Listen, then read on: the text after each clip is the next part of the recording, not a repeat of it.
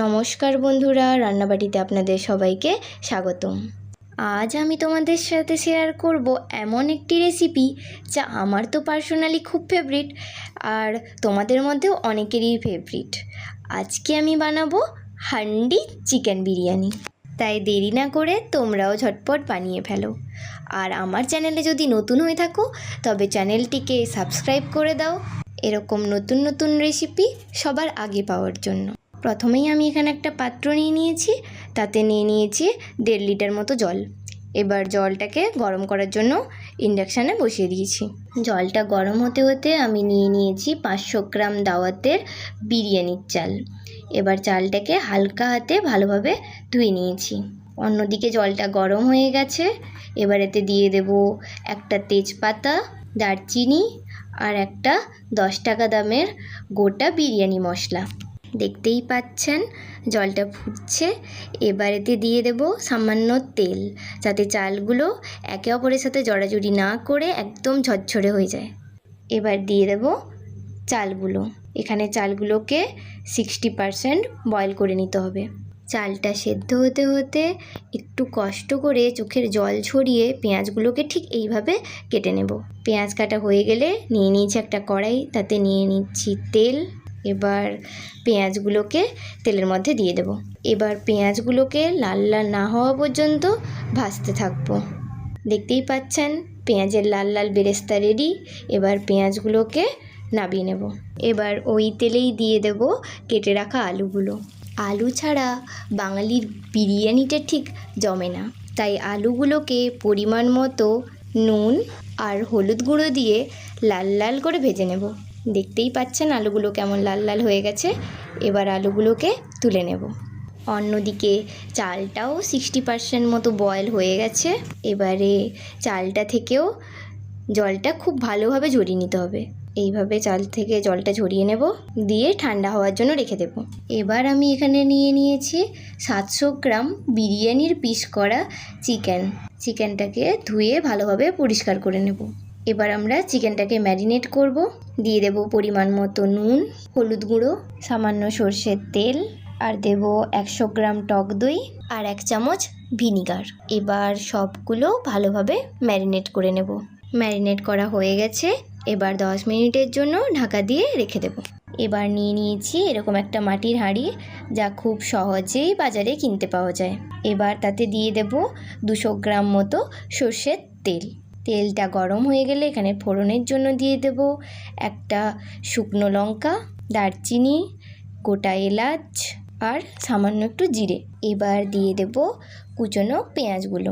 গ্যাসের ফ্লেমটা মিডিয়াম রাখবেন, কারণ মাটির হাঁড়ি খুব তাড়াতাড়ি গরম হয়। এবার পেঁয়াজগুলোকে ভেজে নেব যতক্ষণ না পেঁয়াজগুলো ব্রাউন হয়ে যাচ্ছে।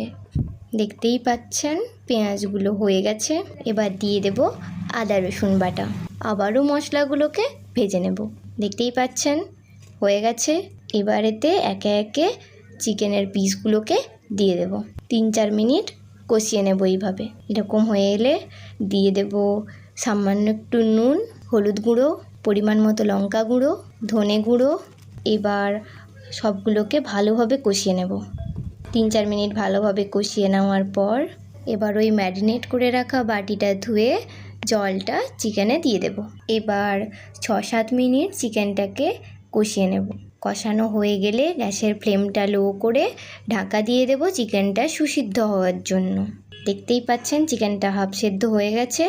এবার এতে দিয়ে দেব আলুগুলো, যাতে আলুগুলো সেদ্ধ হয়ে যায়। আলুগুলো দিয়ে কিছুক্ষণ কষিয়ে আবারও ঢাকা দিয়ে দেব। দেখতেই পাচ্ছেন চিকেনটা হয়ে গেছে। এবার এতে দিয়ে দেব বাজার থেকে কিনে আনা একটা 10 টাকা দামের বিরিয়ানি মশলাটা দিয়ে আবারও চিকেনটাকে কষিয়ে নেব। চিকেনটা কষানো হয়ে গেলে এতে দিয়ে দেব 1 চামচ গোলাপ জল। এবার গ্রেভির জন্য আর একটু জল দিয়ে চিকেনটাকে একটু ফুটিয়ে নেব। দেখতেই পাচ্ছেন চিকেনের কালারটা কেমন এসছে। চিকেনগুলো হয়ে গেছে। এবার একে একে চিকেনগুলোকে অন্য একটা পাত্রে তুলে নেব। কিছুটা গ্রেভিও তুলে নিয়েছি আর কিছুটা গ্রেভি হাঁড়িতে বাঁচিয়ে রেখেছি।